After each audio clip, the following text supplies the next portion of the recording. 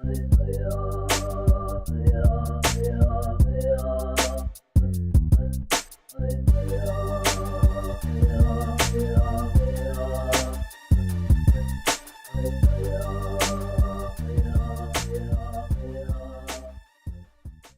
and welcome back to the Red Zone Warriors Fantasy Football Show. I am Rob the Commish Smith, here as always with my partner in crime, and I do mean crime, Jay Cushman Corsel. How's it going today, buddy?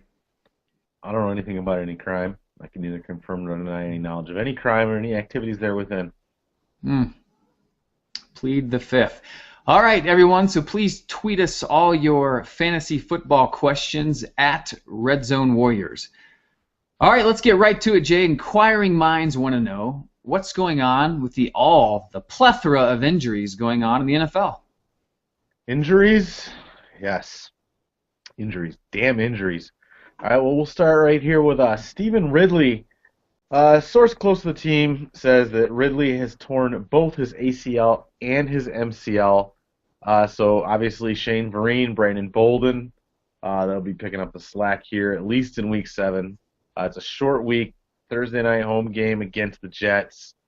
Might see some more James White. He gained a lot of popularity in the preseason. Never really saw anything out of him once the season started. But definitely, if you have Shane Vereen and you're in a PPR league, like me, you're actually smiling right now, just a little bit. All right, Carson Palmer feels good after Week 6. Head coach Bruce Arians said that Palmer felt good Monday. Less than 100%, Palmer threw for 250 yards and 2 touchdowns last week against the Redskins. One of those was to Michael Floyd. The other was to Larry Fitzgerald, who had not gotten in the end zone before that since last December. So congratulations to Larry Fitzgerald owners. You finally got some production out of the old Fitz. Moving on over to the Redskins, the team could actually put RG3 on a fast track to get back from this injury that he had earlier this year. I think it's unrealistic to think that Griffin will be able to play this Sunday against the Titans. But 5 weeks after he was injured, that's a little soon, I think. But if he can get some practice in this week, you can ramp it up next week. It's a possibility the guy could play in Dallas, which, is mixed, really. I mean, Cousins, while inconsistent, does have good weeks. RG3, same thing, man. That's just a clusterfuck over there in Washington. It feels like Groundhog's Day, man. Didn't they rush him back last year and not work out so well? Yeah. Well, that's poor coaching decisions, Rob. And speaking of not making poor coaching decisions, and I actually agree with this as a Lions fan, it is possible that the Lions could hold Calvin out until Week 10. I guess in a meeting with reporters on Monday, the Lions coach, obviously Jim Caldwell, he didn't rule out sitting his star wide receiver out against New Orleans and Atlanta ahead of Detroit's Week 9 bye. In all honesty, guys, I think this would be very good. Look, if you're a Calvin Johnson owner, I know you're itching for him to get back, but look, the guy's going to be no good to you if all he is a fucking decoy out on the field, and he's no good to the Lions that way, in all honesty. So I know it hurts, but try to supplement it in some ways. We'll give you some ideas a little bit later on in the show here how you can supplement your loss of Calvin for the next few weeks. But I'll tell you this: when he comes back, he's going to be the old Calvin again, healed up and ready to go. So, moving on, Darren Sproles probably going to be out for a few weeks. He has a slight MCL tear, so he's not out for the year, but probably a few weeks. I think I read somewhere that he did not need surgery on this, so it shouldn't be a terrible long time. And then here's the one that hit me pretty hard this week. After losing Monty Ball last week, I lose Victor Cruz. This week he tore his patellar tendon Sunday night against the Eagles. That's a season ender, folks. Sorry to hear that. Victor Cruz, like the guy. Like watching him play. Sad to see that. It was a really, if you were watching that game and you saw him get carted off the field, Guy was in tears. Both teams were down on one knee. So it was pretty brutal. Obviously, Ruben Randall will benefit from this. Odell Beckham has been named to start in his place. Preston Parker and Corey Washington. I don't think they're going to make much of a difference in anything. It's going to be Beckham and Ruben Randall that see the most benefit out of this. And with that, Rob, back to you. Yeah, they're. It's good that they drafted Odell Beckham here. Clearly, they were thinking about putting him in the slot.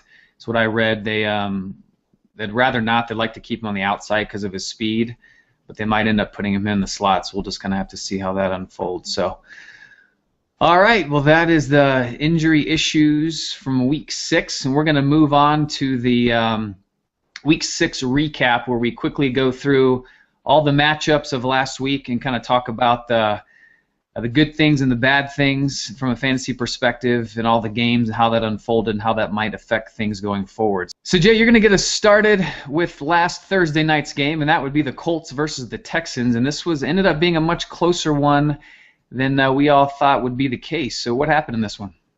Yeah, it absolutely was close. Indianapolis pulled it out 33-28. Andrew Luck did normal Andrew Luck things here. 25-44, 370 yards. 3 touchdowns. He threw 1 pick, but it's Andrew Luck, man. The guy is a beast. Trent Richardson actually had the most carries in this one, 17 carries, but he only managed 41 yards.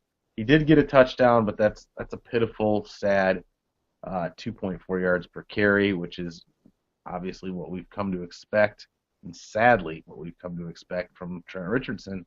Ahmad Bradshaw, 11 carries for 34 yards. Not much better, 3.1 yards a carry, but he did add 3 catches for 25 yards and a touchdown there on 6 targets, mind you, in the passing game for Ahmad Bradshaw. So, in my opinion, Ahmad Bradshaw is the guy to own in the backfield there, and I believe that's a lot of other people's opinion too. Andrew Luck did add 7 rushes for 18 yards. He didn't get any scores there on the ground. T.Y. Hilton, man, wow. 9 catches, 223 yards, and a touchdown on 9 targets. The guy just absolutely killed it. Dwayne Allen, the tight end, seeming like he's kind of pulling ahead of Coby Fleener here quite a bit. 3 catches, 49 yards on 7 targets compared to Fleener's 4 targets. He had 2 catches for 11 yards. Moving on to the other side of the ball, Ryan Fitzpatrick, 15 of 23, 212. Touchdown, I wouldn't have killed you if you played him, but, not a world beater. Arian Foster does it to you again. Did it to me this week. Ouch. 20 carries, 109 yards, 2 touchdowns, 3 catches for 32 yards. Man, guy's just killing it. Andre Johnson, Rob, we've been, for the past, since the season started pretty much after week 2, Andre Johnson, we've been claiming that he had an allergy to the end zone. Well, he obviously went and saw a doctor because he scored a touchdown this week. He had 7 catches for 99 yards and, as I said, a touchdown on 12 targets. So just a ton of targets coming his way. DeAndre Hopkins only had 2 targets in this game, 1 catch for 12 yards. So people that were high on him for the past few weeks got a good kick right in the taint when they realized that he was not going to be the beast that they thought he was going to be. So that is all I've got for Indy and Houston. Rob? Well, Jay, I still say Andre's allergic. He probably used some Benadryl cream after that touchdown. But I would put the over-under at 4. What are you taking for Andre the rest of the season? 2.5. So the under. All right. All right, we're going to move on to my Denver Broncos and their ass whooping of the New York Jets. This was actually much closer than the final score indicated. They were definitely in this, especially at the beginning and even into the third quarter. They had a chance, but we end up prevailing as we do, except when we're in the Super Bowl. So let's start with the good guys. Peyton Manning was 22 for 33. 3 touchdowns, and no interceptions. So that puts him 2 touchdowns away, Jay, from breaking the all-time touchdown record set by Brett Favre, and 3 touchdowns away from breaking that record, which he will do next week in San Francisco against the 49ers, and I will be in tow cheering him on to my little heart's content. You heard it here first, folks. He will do it this week. He will do it. Rushing the ball, well, we found out who the running back is in Denver, with Monte Ball being out, and maybe when Monte Ball gets back. Hard to say. Ronnie Hillman, 24 carries for 100 yards, 4.2 yards a carry. Didn't score in this one, but he ran for 100 yards, and he caught 3 balls for 16 yards, which helps a little bit. So he definitely got it. And this was against the Jets, who have a pretty stout rush defense, as it were. So he got the job done. Juwan Thompson, 8 carries for 38 yards. C.J. Anderson was pretty much a no-show in this one altogether. So Ronnie Hillman's definitely the guy to own, and we'll see when Monte Ball gets back if they end up doing some sort of 60-40 split or whatnot, but that's how it is right now. Receiving perspective, Demarius, 10 receptions on 12 targets for 124 yards and a score. Damn! That is my keeper, ladies and gentlemen, and he is getting it done.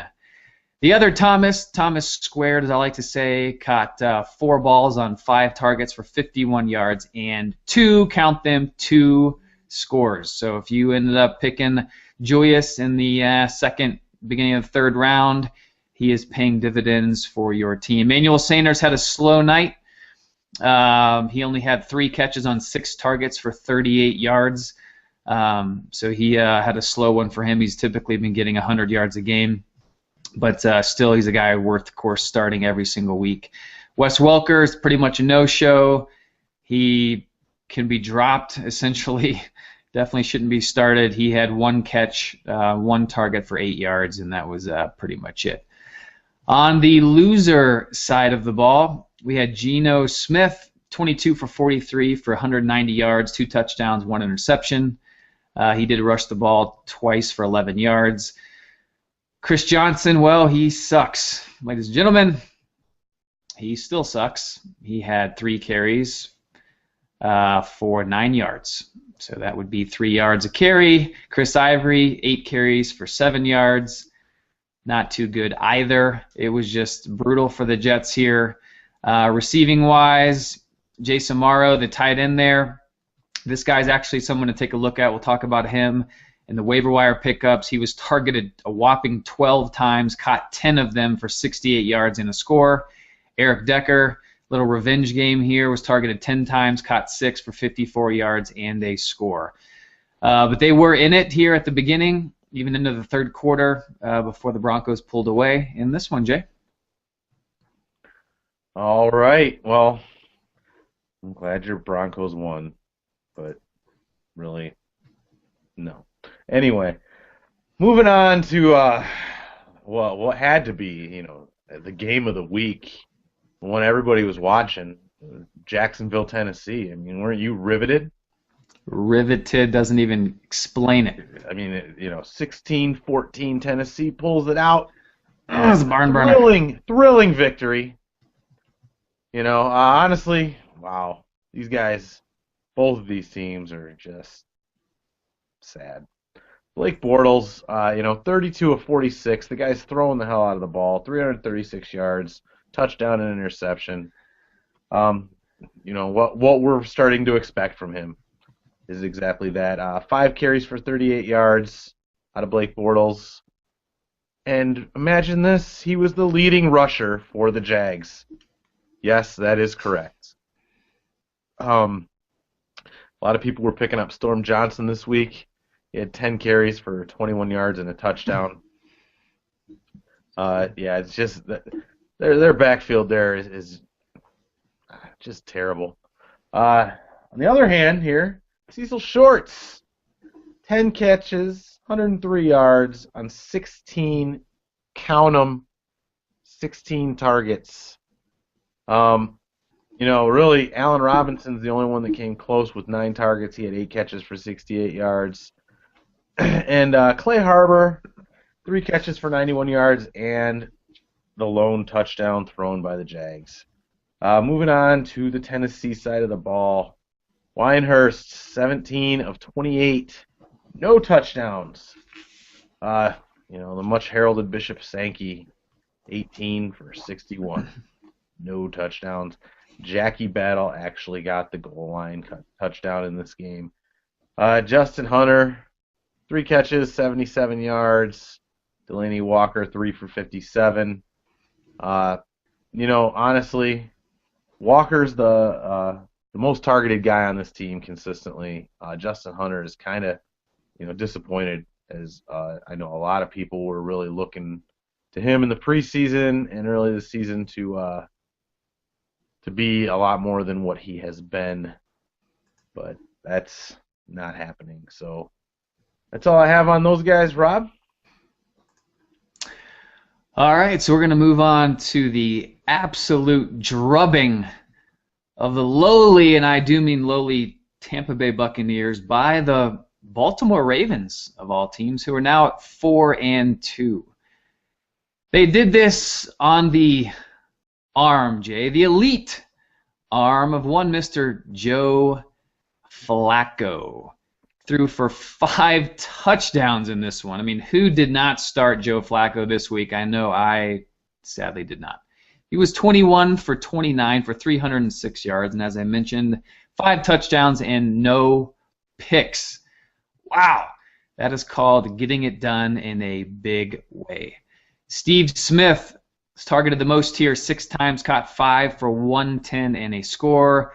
The little Mighty Might is still getting it done. Torrey Smith absolutely decided to show up on this one for the first time all season.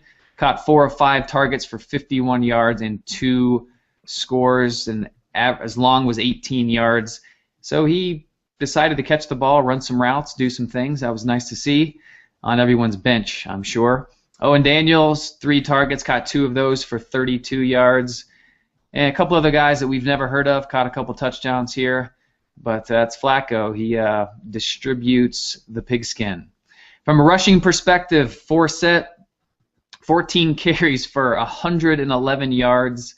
Bernard Pierce carried it one more time at 15, but he only went for 32 yards in a score.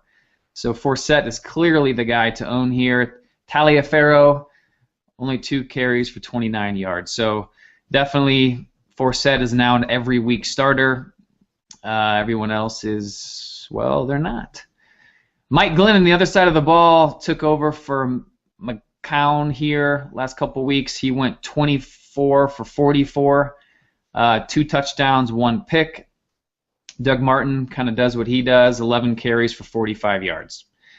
Bobby Rainey stepped in, covered some of the slack here, 7 carries for 42 yards, had 2 more yards per carry. So that's definitely a split backfield, and Doug Martin still stinks. Receiving-wise at Tampa Bay, Vincent Jackson targeted a whopping 13 times. So Mike Glennon does love him some VJax, but only caught 4 of those for 66 yards. So not so great. Otherwise, Lewis Murphy was targeted 9 times, caught 7 for 72 and 1 score. And that is it for the drubbing of the Tampa Bay Buccaneers by the Ravens to the tune of 48-17. Those guys are so fucking bad, dude. Just brutal. I mean, brutal. Oh yeah. So let's move on to the greener pastures and happier subjects, and that is the Lions. My Lions beating their division rivals, the Minnesota Vikings, by a score of 17-3. Yes, and that is with 2 missed field goals. Yes, 2 missed field goals by Matt Prater. What the fuck is going on in Detroit? All right, so Matthew Stafford, 19 of 33, 185 yards and a touchdown. Use a few more yards out of you there, Matthew. Joique Bell, with Reggie Bush injured this week, we knew Joique Bell coming back was going to get a lot of carries. 18 carries, 74 yards, and a touchdown. He added 2 catches for 23 yards there. George Wynn did get 5 carries. He did not get any catches out of the backfield. The big star in my humble opinion here was Theo Riddick. He had 3 carries for 6 yards, 5 catches for 75 yards and a touchdown, but he did get hurt, a little banged up in this game. He might be out for a little while. In the absence of Calvin Johnson, Golden Tate was targeted 12 times. That's twice as much as anybody else on the team. He caught 7 balls for 44 yards, did not get a touchdown. Eric Ebron was targeted 4 times, caught 2 balls for 23 yards. Listen, Calvin's going to be out for a while. If you got Golden Tate, fuck you, because I don't have him. He's gonna do well for a few weeks here. Moving on to the fucking Vikings, the Minnesota side of the ball here. Teddy Bridgewater came back this week, went 23 of 37, 188 yards, no touchdowns, 3 picks. Yes, 3 picks. That is correct. Gotta love that number 1 defense in the league, Lions. Now, what Matt Asiata owners found out this week is that, well, there's a new sheriff in town. Jerick McKinnon, who we said would be the new sheriff in town when Adrian Peterson got into his trouble, that it would just be a matter of time. Well, time has caught up with Matt Asiata, and Jerick McKinnon had 11 carries for 40 yards. He also had 6 catches for 42 yards. He didn't score in this one, but that won't be far behind here, folks. McKinnon is going to be the guy to own in the backfield going forward in Minnesota. Bridgewater added 3 carries for 11 yards. And the guy who seems to be kind of taking Cordell Patterson's place a little bit, Jarius Wright, 1 carry for 21 yards. Wright also had 4 catches for 17 yards. Jennings 3 for 33, and Chase Ford 4 for 37. As I said, no touchdowns thrown in this game, so it was not the greatest of games for Bridgewater. But McKinnon, he's on your waiver wire. Go get him. Back to you, Rob. Yeah, and I will say George Bell had quite the post-game interview. I don't know if you caught that, Jay, but there was a lot of talk about him and his mother and how they pump each other up before every game. It was quite entertaining. I recommend you looking that up. All right, so we're going to move on to the New England Patriots thumping of the Bills to the tune of 37-22. Jay, Tom Brady is back. He's back, baby. He is back. Well, Tom. He was this week. And last week. Crushed it last week, I believe. Tom Brady, you know, I read this after the fact, but apparently he had a pretty hardcore ankle injury that he had to pamper quite a bit this week going into this one. It's kind of under the radar because Mr. Hoodie, well, he keeps things under the radar. But Brady was 22 of 37 for 361 yards, 4 touchdowns, and no interceptions. Not that anyone probably started Mr. Brady this week, but he got it done. There will probably be a few more starts in the foreseeable future. He threw lots of balls to lots of different receivers. Julian Edelman, as he does, was targeted the most, 12 times, caught 9 of them for 91 yards. Gronkowski targeted 9 times, caught 7 for 94. No scores in this one. And Brandon LaFell, he is making an impact here in this offense, finally getting some guy who can stretch the field a little bit, targeted 6 times, caught 4 of them for 97 yards and a touchdown. Now, just like the running back situation, you never feel safe starting any of their skilled players outside of Gronkowski, Edelman, and now potentially Brady. But LaFell is definitely making an impact and worth a look in deeper leagues. As we mentioned, Stephen Ridley tore every ligament in his knee, sadly, this week. He had 10 carries for 23 yards before he went out, and he is definitely out. So, man, Shane Vereen, he is basically sucked this year. He was the second third round pick in PPR leagues has definitely not delivered. We'll see if Ridley going out boosts his value here if he's not been dropped already in your leagues. Bolden came through, 6 carries for 10 yards. Yeah, not so much, 1.6 yards per carry. So we'll kind of see how this pans out. The good money is on the rookie White, having some decent value here, kind of sharing the ball with Bolden. We'll kind of see how that pans out. But again, every kind of running back play is sketchy in New England.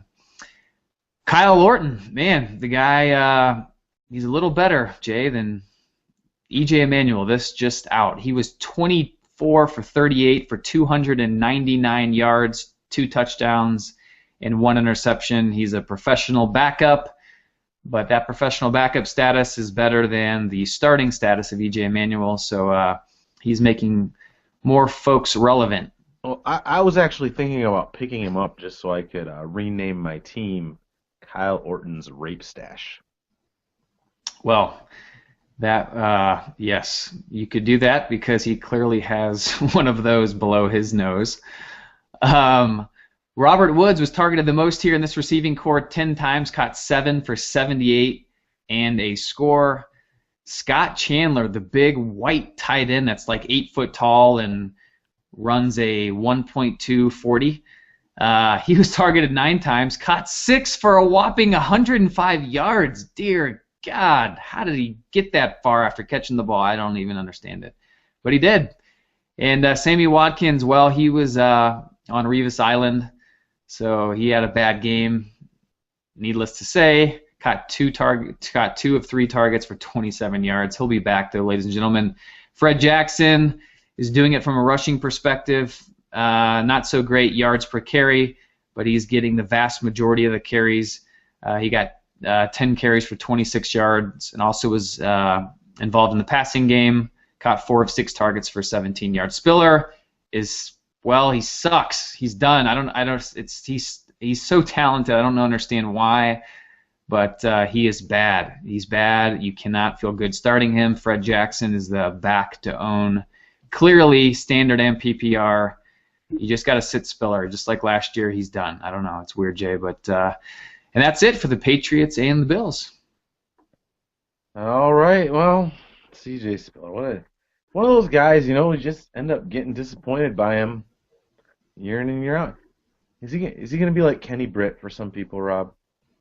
I think that's what's going to happen. I hate you, Kenny Britt. Fuck, go to hell, Kenny Britt. Go to hell. All right. So moving on to, well, what can only really be described as a debacle, a travesty of epic proportions, should never fucking happen in the NFL, and that is a tie. Yes, 37-37 between the Carolina Panthers and the Cincinnati Bengals. Now, I don't know if you agree with me here on this one, Commish, but I am never satisfied in any way, shape, or form with a tie. I'm just not. I think it's ridiculous that it's even an option in a professional sports league. Look, I'm not comparing baseball to football physically, but if baseball can go like 47 innings before they get a winner, I mean, seriously, you got exactly. Kelvin Benjamin, the rookie, came out after the game, which is kind of embarrassing, actually, and he said he didn't even realize that an NFL game could result in a tie. Like, I probably wouldn't have said that out loud. Yeah, well, to be fair, they didn't. They did just change it to where it might happen rather more often than it used to not that long ago with the new overtime rules. It used to just be the sudden death overtime, so really there was no ties. Now, well, they've got a clusterfuck. And in this clusterfuck, Cam Newton threw 29 of 46, 284 yards, 2 touchdowns, and a pick. He also ran. God, gotta love it when Russell Wilson did this last week. Cam Newton 17 for 107 yards and a touchdown. Hey, good old Fozzie Whitaker, 9 carries for 25 yards and a touchdown. Man, their backfield is a mess. No wonder Cam Newton's running the ball so much. My man, my ace, Greg Olsen, 6 catches, 62 yards, and a touchdown. Jericho Crotchery, I always say it, Crotchery. Good God. Someday I will get your name right, good sir, and please forgive me. Until then, Jericho Crotchery, 4 for 58, no touchdowns. Calvin Benjamin did catch a touchdown, 7 catches for 49 yards. Moving on to the Bengals side of the ball.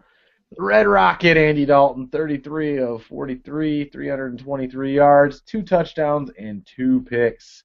Gio Bernard killed it, 18 carries, 137, and a touchdown. My man. Added 4 catches for 20 yards. Now here in the absence of Mr. AJ Green, we have Mohamed Sanu getting 14 targets. That's twice as many as anybody else. 10 catches, 120 yards, touchdown. And Brandon Tate caught the other touchdown here. He also had 4 catches for 38 yards, and 1 carry for 9 yards. Other than that, there is not much relevant going on with this game, so I'm going to send it on back to you there, Rob. Yes, I don't know if you saw it, Jay, but Gio Bernard's little scamper for 82-yard touchdown was music to my ears. It was good things for my fantasy team all around. Were you touching yourself when that happened? Big fan, maybe. Luckily my camera doesn't adjust. Okay. We're going to move on to the Browns, Jay. They won. They won indeed. They beat their rivals who've been kicking their ass for decades. They beat them 31-10. They now move to 3-2 because they've already had their bye. Looking pretty solid here. Behind the likes of Brian Hoyer. Excuse me. Really didn't throw the ball that much. Well, he only completed 8 passes, which is really weird. Really weird. 8 of 17, 217 yards, 1 touchdown. So not exactly getting it done in the fantasy world week in and week out, but he's getting it done for the Browns, baby. He's getting it done for the Browns. Ben Tate, 25 carries for 78 yards and 2 scores. Yes, Jay and I own him in the FFPC league where we're 5-1 and have the most points. Thank you very much. They run the ball. Thank you to whatever one of you schmucks dropped him in that league, because wow, thanks. Yeah, that was what they call a bad move. They run the ball in Cleveland, Jay. That's what they do. Sadly for them, they lost their Pro Bowl best center in the NFL this week to injury for the season, I believe. So that's not great. But they still have an incredible offensive line, and they will keep running the ball. Isaiah Crowell, 11 carries for 77 yards and a score as well. Terrence West was a healthy scratch. So I think that's all that needs to be said about what the coaches think of this backfield. Receiving-wise, Jordan Cameron targeted the most, targeted 5 times, caught 3 of them for 102 yards and a score. He is also back. And a bunch of scrubs, including Miles Austin, caught 2 of 3 balls for 29 yards. So it's pretty much the Jordan Cameron, Ben Tate show, and that's all they needed to beat the Steelers. The lowly Steelers, Ben Roethlisberger, 21 for 42 for 228 yards, 1 score, 1 interception. And, man, he targeted Marcus Wheaton the most in this one, which is shocking considering downtown Antonio Brown is on that team. Targeted Wheaton 12 times, but he only caught 4 of them for 33 yards. Meanwhile, Antonio Brown caught 7 of 10 for 118. So he's consistently getting it done, killing it each and every week.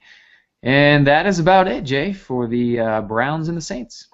All right. Well, we're going to move on to what I actually thought was going to be something. You know, when this game was going on and in near its end, I actually thought this was going to be a glorious week. The Lions were going to win. The Bears were going to lose. The Vikings lost to the Lions, and it looked like the Packers were going to lose to Miami, but they pulled it out in the end with a 4-yard touchdown pass from Aaron Rodgers to Andrew Corliss.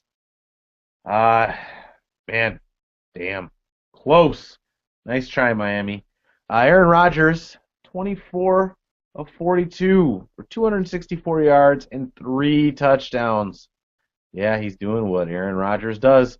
Eddie Lacy, or as I like to call him, this year's Trent Richardson, 14 carries for 40 yards, no catches, no touchdowns.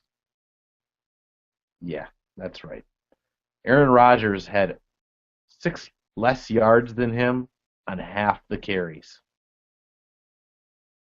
Eddie Lacy, not living up to expectations. And the receiving part of the side of the ball here for Green Bay, Jordy Nelson keeps doing it.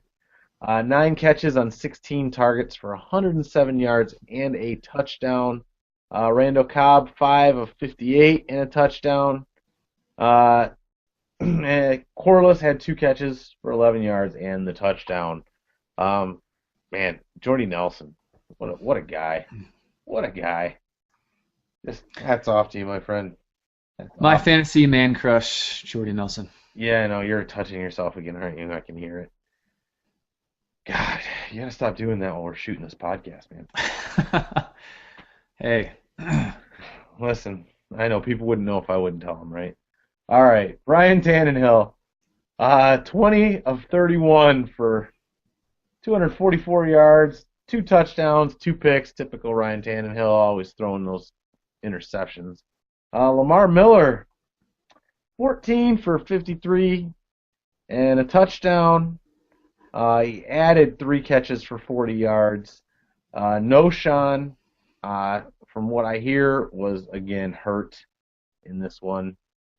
So, you Lamar Miller owners, you should join the commish in your petting. Jarvis Landry, 6 catches, 75 yards, and a touchdown. Mike Wallace, 5 for 67 and a touchdown. Charles Clay, 3 for 35 on 5 targets. Lamar Miller did have and lose 1 fumble in this game, so that would have been minus a couple points on him, but I believe he still put up a decent week. And with that, we'll go back to you. Please, hands above the table. Hands above the table. Hey, body needs what the body needs. All right, so we're going to move on to the San Diego Superchargers versus the lowly Raiders in one that was much, much, much closer than it ever should have been. Whoever picked the over-under most likely and bet on the Chargers spread lost their ass in this one as they only won by 3 points, 31-28. But they still got the win at the end of the day, and that's all that matters. Phillip Rivers getting it done, 22 for 34. Well, 22 of 34, really, for 313 yards, 3 touchdowns, and no picks. Man, he is crushing it. He is crushing it. Yes, he is. Brandon Oliver came in, the little Darren Sproles, as people like to say, which is really piss-poor judgment. Just because he's wearing the same number doesn't mean they're the same player, folks. That's just, he's a lot bigger than Sproles, thickness-wise and probably height-wise, even though he's still short. Is taller. He had 26 carries for 101 yards and a score. Thank you. I started him in my DraftKings 50-50 league. Dominated. Yet again, Ronnie Brown, 2 carries for 2 yards. So they just brought him on all fairness this past week. But Oliver is clearly the guy. And when Ryan Matthews gets back, he's still going to have a healthy role there with Danny Woodhead out for the season, no doubt. Receiving-wise, Michael Floyd keeps showing up. 7 targets, caught 5 of them for 103 yards and a score. Keenan Allen, well, not so much. Caught 3 of 6 for 27 yards. I mean, Eddie Royal caught both of his targets for 49 in the score. This is just Phillip Rivers spreads the ball around so much. You just don't know who to trust here. I mean, you really don't. It's really sad. Keenan Allen, of course, came off this historic rookie season, but the way they spread the ball around and so forth, you just cannot count on him week in and week out. So Phillip Rivers and now Brandon Oliver and eventually Ryan Matthews is probably the only folks you can trust on this really good San Diego team. On the lowly Oakland, now 0-5 Raiders team, Brandon Carr, I mean, good for him. He's doing pretty well over here. He was through 18 completions out of 34 attempts for 282 yards and 4 scores and 1 interception. So he throws 4 scores for 282 yards. That just goes to show folks how deep the quarterback position is, which is why we kept saying do not pick a quarterback in the early rounds when you got the likes of Derek Carr putting up 25 points and for fantasy purposes. Darren McFadden, man, he seems like the guy here, kind of shockingly. He had 14 carries as opposed to MJD's 4. He ran those 14 carries for 80 yards. MJD ran 4 for 30, had a higher yards per carry, but of course only ran for 4 times, so not much help in the fantasy world. Oakland's receiving core, the big guy here, one of the big pickups that we will talk about is one Andre Holmes. He was targeted the most, 8 times, caught half of those for 121 yards and 2 scores. James Jones caught 5 of 7 for 56 in the score. So there is some fantasy relevant people coming through for you in Oakland, which is surprising. But Derek Carr is a guy to look at. We'll talk about, and a couple wide receivers there in Oakland. Jay? Yeah, surprisingly, Oakland wide receivers are more fantasy relevant than San Diego. Surprising. All right, so we're going to move on to Chicago. And again, these guys disappoint me because they were supposed to lose to Atlanta this week. But they didn't. They won 27-13. And, like a lot of people thought that Atlanta was going to be a lot better team than they have turned out to be this year. Matt Ryan, 19 of 37, 271, touchdown pick. Just honestly, I think we expected, much better numbers out of Matt Ryan. I know you and I did, and I think a lot of other people did too.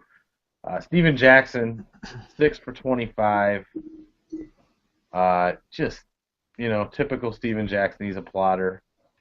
A lot of different guys running the ball down there. Just a clusterfuck in their backfield, so kind of stay away from it. Receiving side here, Julio Jones, 4 catches for 68 yards. 4 catches on 12 targets. Julio, I thought you were really, really good at catching the ball. Cricket, cricket, cricket, cricket. Antone Smith, ladies and gentlemen, 4 catches, 64 yards, and a touchdown. When the guy touches the ball, it goes in the end zone. Roddy White, another disappointing week, 3 catches for 40 yards.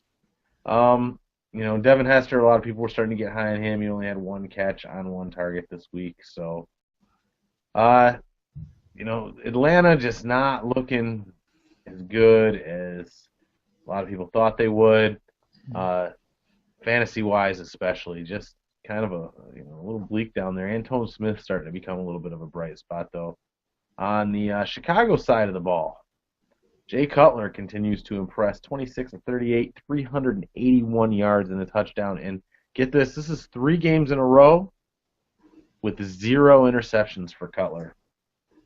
Wow. Didn't see that coming. Matt Forte continues to be my boy, 17 carries for 80 yards, 2 touchdowns, 10 catches for 77 yards on 13 targets. Guy's just killing it, man. Absolutely killing it. Alshon Jeffrey, 5 catches for 136 yards. Brandon Marshall, 6 for 113. The only guy to actually catch a touchdown, though, was a fellow by the name of Josh Morgan on his only target of the day for 3 yards. So, yeah, Matt Forte, just want to say thank you. And with that, I will send it back to you. All right, so we're gonna move on to the every week, Jay. 5-1 Cowboys. 5-1 Cowboys. Not only are they 5-1, they beat the Seattle Seahawks, Jay, in Seattle. They are legit. I mean, what are you gonna say? What else can you possibly say? Is it like the 90s? I know. I expect to see maybe Tony Dorsett. Let's go even further. Tony Dorsett, man. I don't know. They're legit. They are legit. I don't know how. I don't understand it. This isn't computing. But go ahead and explain it. I'm waiting.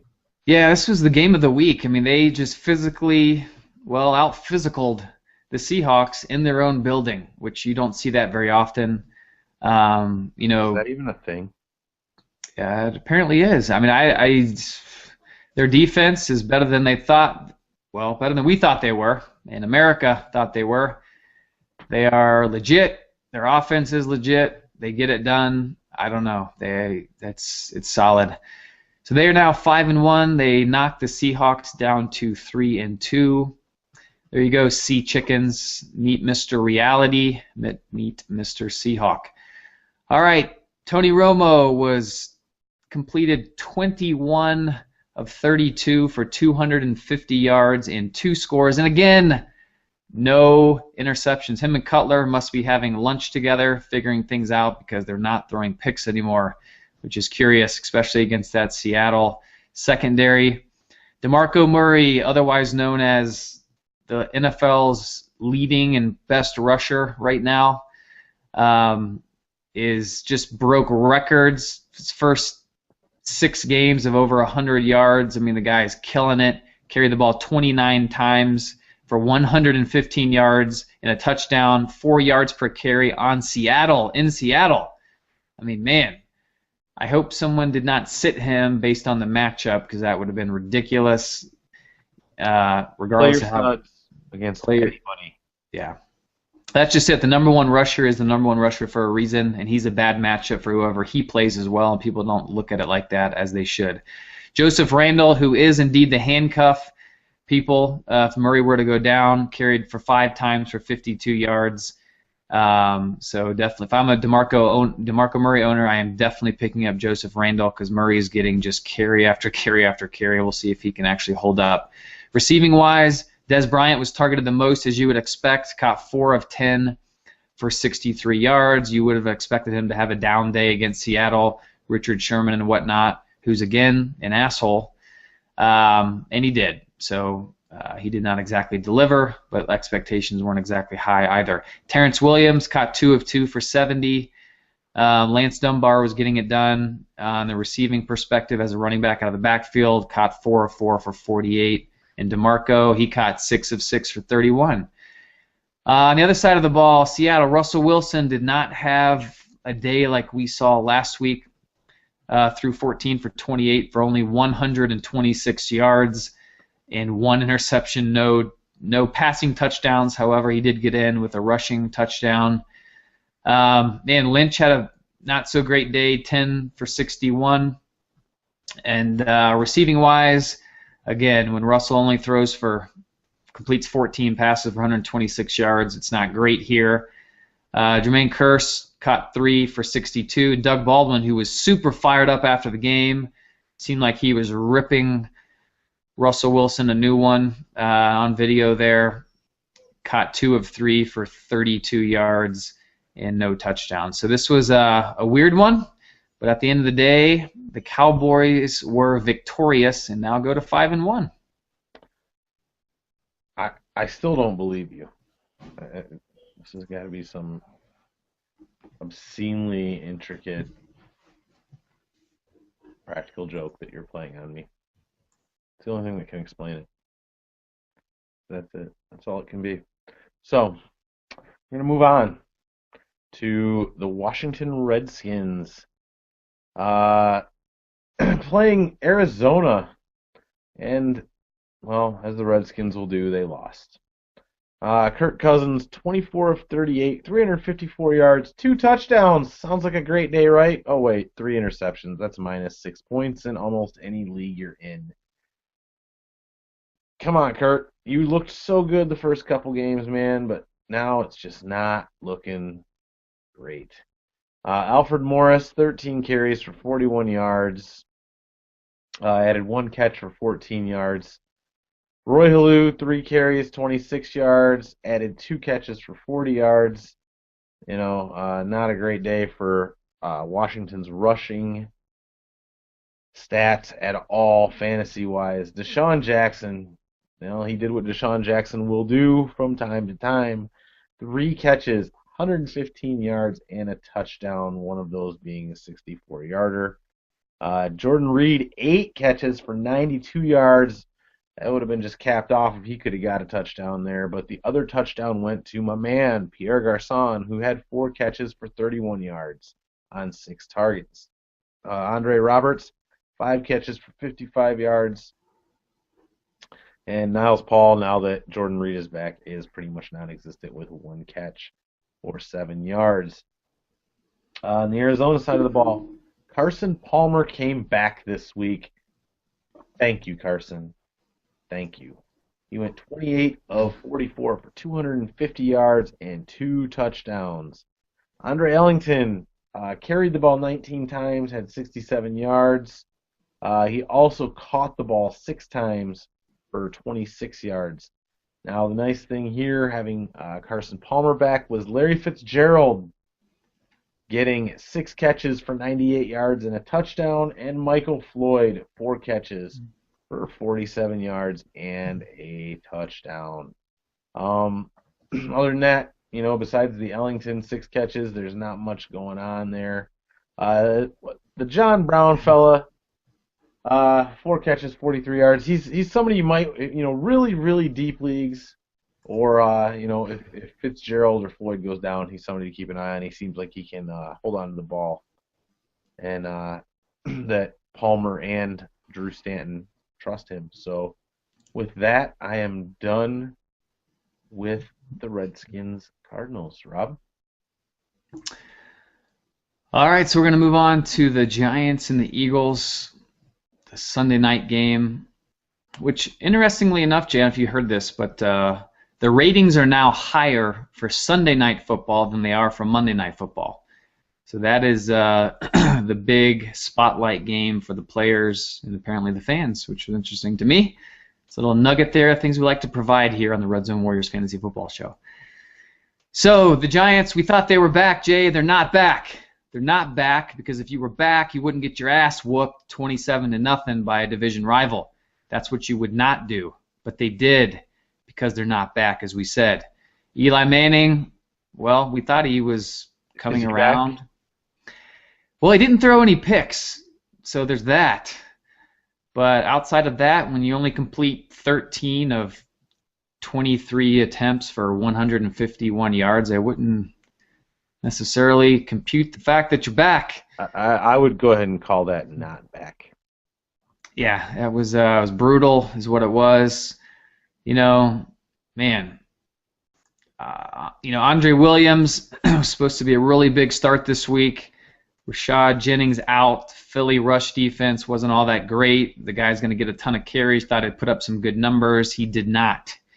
Carried the ball 16 times for 58 yards, and that is it. That is it. Peyton Hillis comes in because he's a better blocker, better pass catcher.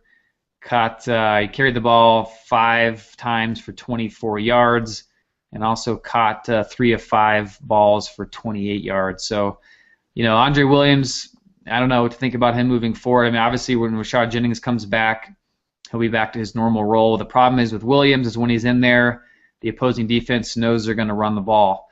And that's it's called tipping your hand, and that is not good in the NFL. Reuben Randall was targeted the most here. Again, Cruz went out. He was targeted 9 times, caught 5 of them for 58 yards. And again, there was no passing touchdowns in this one. Odell Beckham Jr. caught 2 of 4 for 28. And Cruz, of course, tore his patella tendon on a pass he should have actually caught in the corner of the end zone, but due to his knee pain, he was unable to bring that in. Only caught 2 for 16 before he went out for the season. Larry Donnell, Jay, he clearly he started himself. I mean, he was caught 1 of 2 for 6 yards. Yeah, he said he was going to take himself out of his lineup. Apparently, that was a lie. It's a lie. He did actually catch one in the end zone, this circus type catch where he kind of tipped it to himself, bobbled it a few times. I saw that. It was a nice catch. It was a very nice catch, and it got called back due to penalty. There were so many penalties in this game, it was just ridiculous. I mean, it's like they can't even play the game. There's so much yellow on the carpet.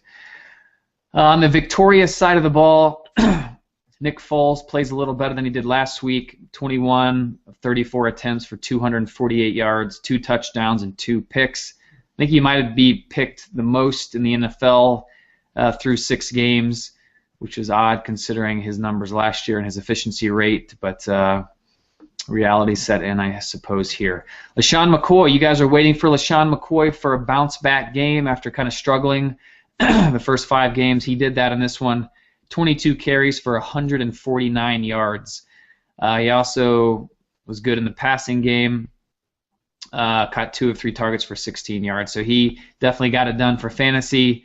As we mentioned previously, Darren Sproles had a partial tear in his knee. Should only probably be out 2 to 3 weeks. And they are going on bye this week, so that helps. But they're estimating he's going to be out a total of 3 weeks. Of course, he didn't do much in this one because of that, just 7 carries for 39 yards. And that is it for the Philadelphia drubbing of the Giants. All right, well, let's move on to last night's game, the Monday night game, where the 49ers actually kind of took it to the Rams, 31-17. The Rams got out to an early lead in this one. But it was all the 49ers after that. I mean, Kaepernick, 22 of 36, 343 yards, 3 touchdowns, and 3 carries for 37 yards. Frank Gore, 16 carries, 38 yards. You know, he's this guy. He can carry the ball, but he's getting old. And Carlos Hyde, 11 for 14, which isn't even as good as what Gore did. So that's going to be a up in the air thing with the 49ers. You know, some weeks you're going to get great production out of Frank Gore. Some weeks you're going to get that. So those of you that have him, have fun with that. Anquan Bolden really showed up tonight. 7 catches, 94 yards, and a touchdown. Brandon Lloyd caught himself a touchdown tonight on 1 catch for 80 yards. Pretty freaking nice. Crabtree, 3 catches for 49 yards on 8, count them, 8 targets. That's 5 either misses or drops. He did catch a touchdown, though, so good for him.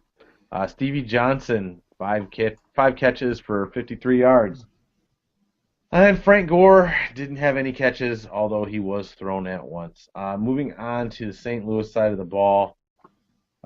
Austin Davis, 21 of 42, 236 yards, a touchdown, and a pick. Trey Mason actually looked really good running the ball tonight. He had 5 carries for 40 yards.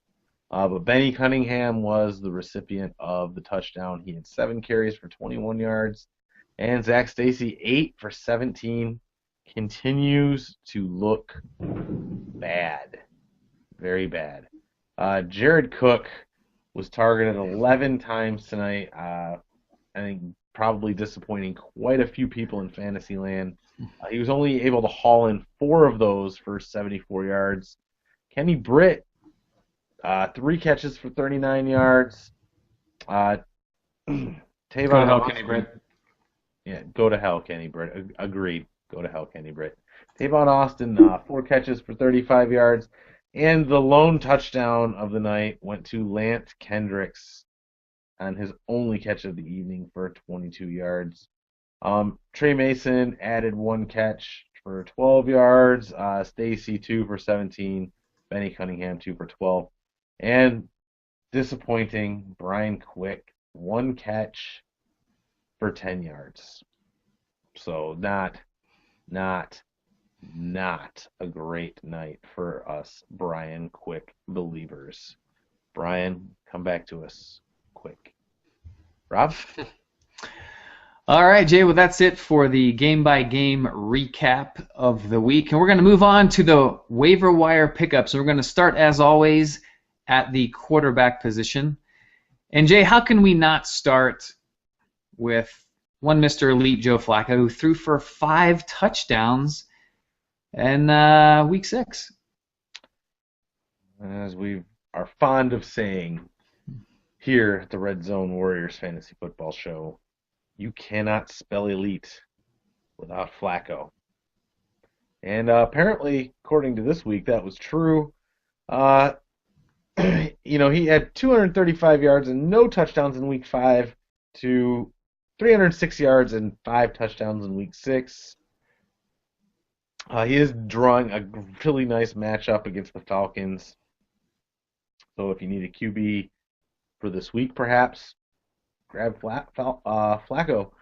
Although he is facing the Bengals and the Steelers, who are both divisional rivals after the Falcons, so I would be very careful after this week with him.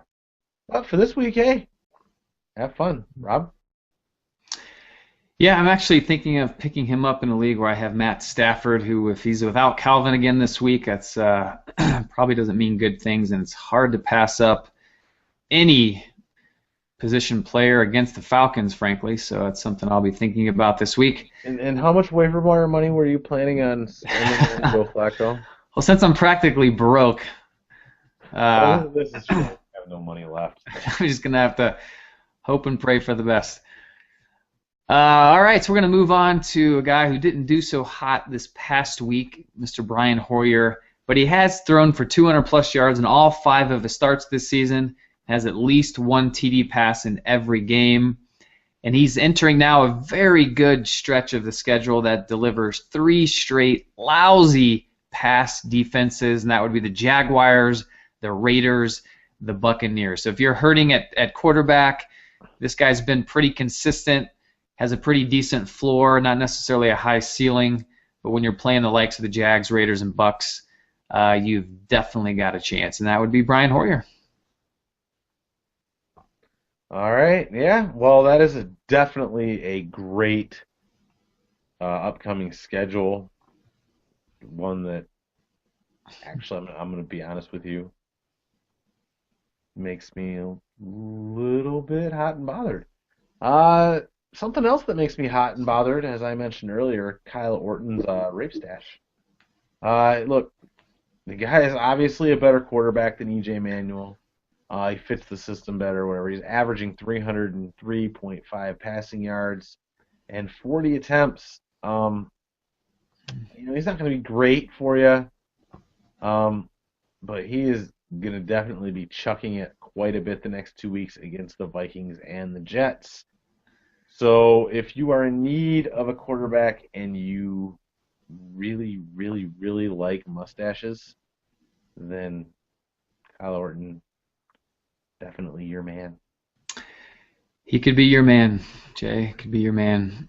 All right, so Austin Davis, a.k.a. the Gunslinger, is somebody to think about. He has thrown for 300-plus yards and 3 touchdowns in 2 consecutive games heading into last night's matchup, where he didn't fare quite as well, but watched him play, kind of got on prime time there, and the kid's pretty solid. He likes to run around. He's good throwing the ball on the run. Though this week's matchup is against the Seahawks, which isn't great unless you are Tony Romo and have the Cowboys behind you. He's got kind of a bad stretch here. He plays the Seahawks, Chiefs, and 49ers, and then it starts to turn around after that. So again, this is more of a deeper league 2-quarterback play, but let's not forget Austin Davis. And with that, we're going to move on to running backs. And Jay, this is a guy that I believe you're trying to pick up in a couple leagues, Mr. Jerick McKinnon at the top of our board. Yeah, and you will not be hearing how much I'm spending on the waiver wire for Jerick McKinnon. Yeah, look, Jerick McKinnon, he started this week, unbeknownst to all of us. I mean, everybody, assumed that Asiata was going to get the start. Um, Now we've been calling this guy's name out here for a good 3 weeks, whatever it's been, 3, 4 weeks since AP was found out to be in the running for douche nozzle of the year. Um, so he's more dynamic than Asiata. He catches the ball out of the backfield really, really well. They haven't named him the starter for Week 7, but the good money says that he's probably going to be there. And now listen to this. Listen to this schedule. The Bills, which they could be okay, but they're a little weak. Then the Bucs, then the Redskins. So, man, Jerick McKinnon is just looking hot. Well, who's also looking hot, and that would be Ronnie Hillman. He's subbing in, of course, for the injured Monte Ball. He definitely was shown to be the workhorse here in Week 6 against the Jets, who are really good rush defense. He carried the ball 24 times for 100 yards again, as we mentioned previously, and added 16 yards on 3 catches. So, C.J. Anderson, that was the big debacle, is whether or not him or C.J. was going to get the ball.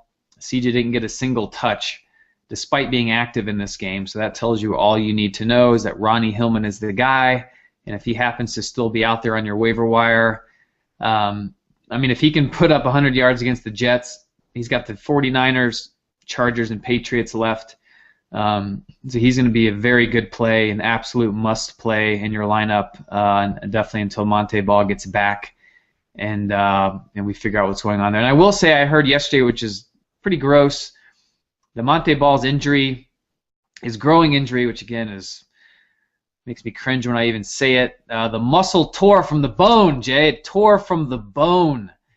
That can't be good. It just can't be good down in your nether regions.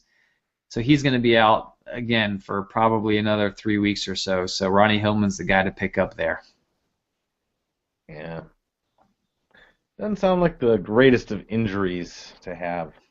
So we're going to move on to something a little happier than that, and that is Browns running back Isaiah Crowell. Now, Terrence West, a healthy scratch this Sunday, and that left Crowell as a clear number 2 behind Ben Tate. And as the commission mentioned earlier, the Browns do love to run.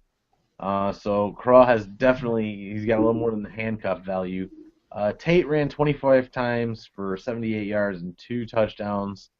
Crowell turned in 11 carries into 77 yards and a touchdown. And again, we've got another guy here that the upcoming schedule, Jags, Raiders, Bucks. That's almost too goddamn good to pass up. I mean, that's awesome is what that is. Amazing. So back to you. Yeah, we will take those matchups in our FFPC all day, every day. All right. I'd like to call this guy the one-hit wonder, but he's done it 5 of 6 weeks, and that would be Mr. Antone Smith for the Falcons.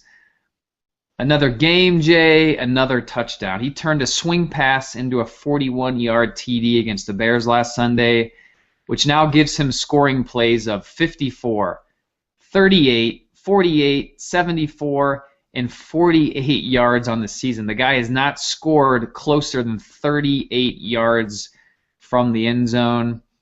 Man, he only had 6 touches, but again, he got it done. It's crazy. It's like, how do you start this guy getting so few touches, but he keeps getting score after score? It's just ridiculous. Nobody knows what to do with this guy. And the matchups seemingly are irrelevant because he does it 5 of 6 weeks. He does it from so far away. It's not like a rushing defense is going to be a bad matchup for him. He does have the Ravens and Lions, which are actually very good against the run. But again, this is Antone touchdown Smith here, so we're just not going to let that bother us.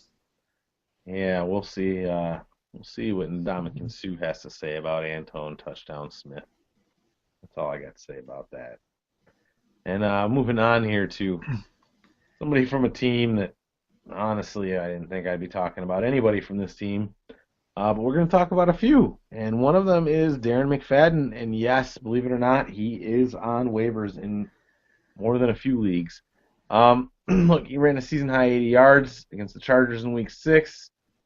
He's averaging 16 touches a game over the past 4 games, and that's even with Jones-Drew returning to action in Week 6. So he's got the Cardinals, the Browns, and the Seahawks coming up next. So probably not the greatest matchups in the world to play McFadden against. But if you're desperate, you can go right after Darren McFadden if you'd like to, because I think he'll probably get hurt soon. Rob?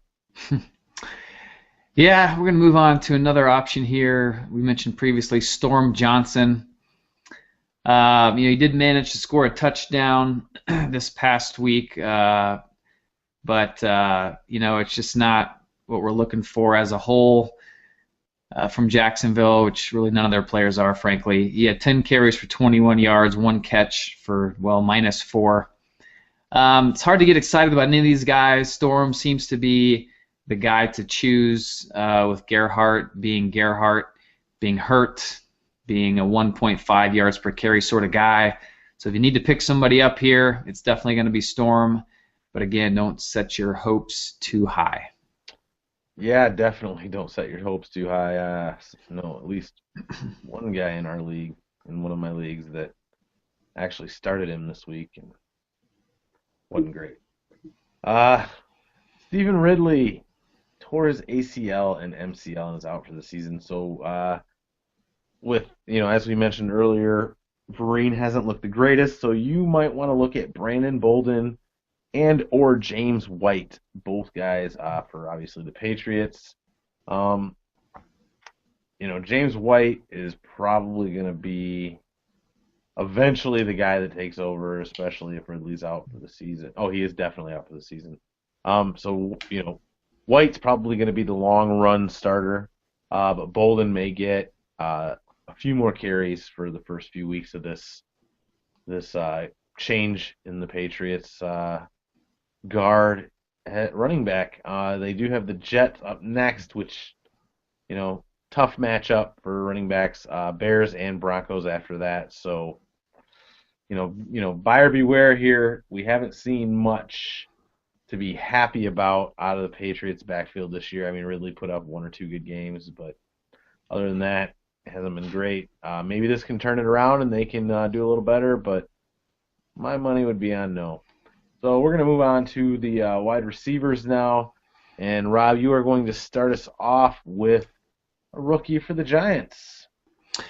Yes, that would be the 12th overall pick in this year's draft. One Mr. Odell Beckham Jr., because apparently there's a senior out there somewhere, which is probably his father, Jay. After I hope so. 4 catches for 44 yards and a touchdown pass-catching debut in Week 5, Beckham kind of let us down in Week 6, but again, Cruz went down with a patella tendon issue, which puts him out for the season. So again, Beckham, he might be filling in at the slot. They haven't quite decided yet if he's going to play on the outside and use his speed or have to fill in for the slot. But either way, he's going to be in on every single offensive play for this offense, and we'll see what he can do. But he's definitely worth pretty decent waiver wire bid this week for Mr. Odell Beckham Jr. Yeah, definitely. If I had any money left, I would be bidding on him, but I know I don't have enough to get him, so that's all right. We're moving on here, talking about some more Raiders. How is it that I'm getting stuck talking about these fucking Raiders? Fuck you, you did this on purpose. All right, look, James Jones and Andre Holmes. Jones and Holmes.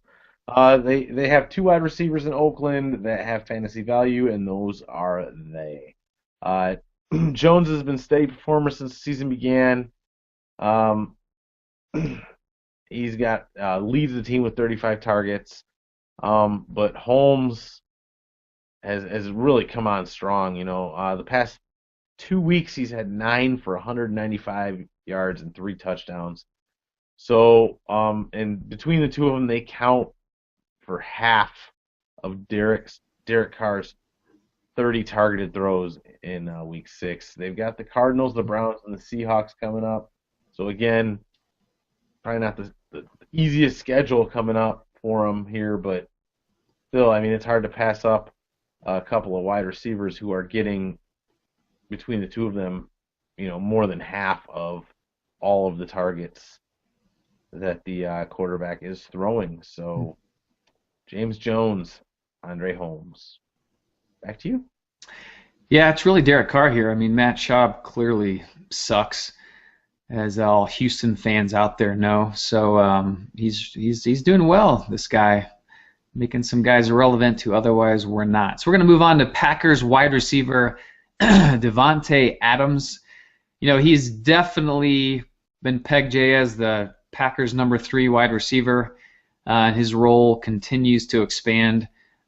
He's got season-high targets and receptions and yards in Week 6, finishing 6 for 77 against the Dolphins on 8 targets. He also had a very clutch 4th down reception when Aaron Rodgers, he faked like he was going to spike the ball, and he did not. And Davante didn't even realize this was happening. This was completely Aaron Rodgers, and he looked at him and he threw him the ball, and he ran for almost a touchdown. So it's whenever you're a legitimate wide receiver on a team like the Packers, you definitely have fantasy value. And if, God forbid, Jordy Nelson or Randall Cobb go down, hello, Mr. Davante Adams. Oh, I know. So yeah. So all right. Well, we're gonna move on to our last wide receiver of the day here, and that is Chargers wide receiver Mr. Malcolm Lloyd. He ranks 4th in the Chargers in both receptions and targets. But he averages 21.3 yards per catch, and he's actually leading the team in receiving yards with 362. And he's produced 3 touchdowns this season. He's got the Chiefs, Broncos, and Dolphins up next. So not terrible matchups there. Malcolm Floyd actually has been looking pretty good. If he can stay healthy, I think his role in this offense will actually probably grow a little bit. So definitely, if he's there, grab him and get ready to start being able to play him more often. And with that, we will move on to the tight ends, and I will give it over to you there, Rob. Yeah, talking about the Jets, surprisingly, a lot of Jets and Raiders today, which is kind of odd. But Jace Amaro, the rookie, man, we played the Broncos here in Week 6. He had 10 catches for 68 yards and a score. That's definitely getting it done for your fantasy team if anyone out there played him, which is doubtful, but they might moving forward. He's averaging 8.8 yards a catch. Has above 50 receiving yards in 3 of his last 4 games. So he's definitely becoming a favorite target for Geno Smith as long as Geno Smith is in there. Up next, he's got the Patriots, Bills, and Chiefs. So he's a guy, if you've got your kind of stud tight end on bye or injured or so forth, we'll see if Jimmy Graham comes back this week or not, coming off the bye with his shoulder issue. But there could be worse options out there than Jace Amaro. Yeah. One of the people that might not be a worse option out there, Jaguars tight end Clay Harbor. Mercedes Lewis is out due to a high ankle sprain, and Harbor's caught 14 passes for 183 yards and a touchdown in his last 3 games. That includes 3 catches for 91 yards and a touchdown last week against the Titans. He's got the Browns, Dolphins, and Bengals coming up, so a couple decent teams there. As far as their secondaries go, but the Dolphins actually might be a really good matchup to play Harbor. So if you got a bye week or an injury, you could definitely look to him for a little bit of help. Rob? Yeah, we're going to talk about a guy now who we've been talking about for a few weeks now, and it's Tim Wright from the Patriots. Everyone, a little cautious on him when you have Gronkowski in that offense. Trying to figure out if Tim Wright is the next Aaron Hernandez. Well, hopefully at least just strictly from a football perspective. He caught 5 passes for 85 yards and a touchdown against the Bengals in Week 5. He was held to just 1 catch in Week 6, but it did go for a touchdown. So if you're going to have 1 catch, you hope it's for a touchdown. That's what it was. And his only target of the game. So coming up next, he's got the Jets, Bears, and Broncos. And with the Patriots playing at a much higher level, Tom Brady is as well. As wide receivers are kind of finding their mojo. There could be some worse plays out there than Tim Wright. Yeah, definitely. I'm going to move on here to the Bills tight end Scott Chandler. The guy who should probably be climbing a beanstalk somewhere chasing a little dude that's got his golden egg-laying goose or whatever the hell it was. Look, he's been targeted 25 times in Buffalo's last 4 games. He had the first 100-yard game of his career on Sunday, finishing with 6 catches for 105 yards against the Patriots. It's obvious that old Rape Stash likes to throw the ball to him. And he's got the Vikings and the Jets coming up before his bye week. So, again, if you need some help at tight end, Scott, I am giant. Chandler might be just the guy for you. He could be a very sneaky pickup. So, Rob, back to you. All right, well, that's it for the waiver wire pickups. We're going to move on to another segment here called Who Do I Start? So, Jay, what do you have for us this week? All right, well, what we're going to do here, I'm just going to shoot a couple names out. We're both going to give our opinion and maybe a little backup as to why. So the first one is Ahmad Bradshaw or Ronnie Hillman. Obviously, you know, Hillman's starting for Denver right now. Bradshaw is still kind of sort of splitting carries with Trent Richardson, but he seems to get a touchdown every week, at least one. He's definitely getting all of the catches out of the backfield. So I'm going to go ahead, in a PPR league, I'm going to go ahead and say Bradshaw. Standard league, Hillman might get the edge here, but not by much. Rob, what do you think about that one? Yeah, man, this is this is pretty close here. This is a coin flip. I can see why it's an issue that people are struggling with. You've got Bradshaw this week against the Bengals, you know, who haven't been as good against the run as they have been historically. I don't know, Jay. I think, you know, as much as I like Bradshaw, I own him in a couple leagues. I think I'm going to give Ronnie Hillman the nod in this one. I just think he's going to get more volume at the end of the day. And if he can score, you know, rush for 100 yards versus the Jets, looking at San Francisco's defense last night, I think he can do pretty well. But I think it's a coin flip at the end of the day. But I think I would probably give Hillman the nod in this one. All right. Well, we'll move on here to we have 2 in a row that have Jerick McKinnon from Minnesota. And the first one is Andre Williams or Jerick McKinnon. And as we usually talk about, you know, mostly PPR leagues on this show, we're going to stick with that theme. And I'm just going to go ahead and say Jerick McKinnon. And I'd probably actually start Jerick McKinnon in standard leagues over Andre Williams, too. He didn't really impress me all that much this week when he started for the Giants. And the Giants really didn't impress me all that much this week. Whereas Minnesota has, you know, somewhat decent offense, and this kid McKinnon looks like the real deal. Catches passes out of the backfield. If he gets into open space, man, he could break one to the house at any given time. So my pick here is Jerick McKinnon over Andre Williams. Rob, got an opinion on this one?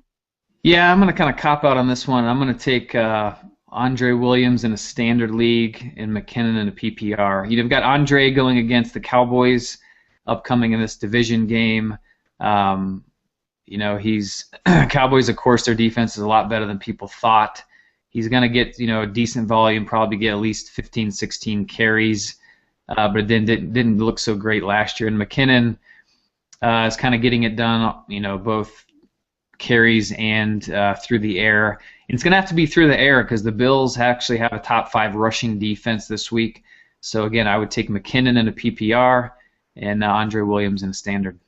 All right, well, here's one you're not going to be able to cop out on because this is going to be pretty much specifically a PPR question, and that is Jerick McKinnon or Shane Vereen. I'm going to let you go ahead and answer that one first.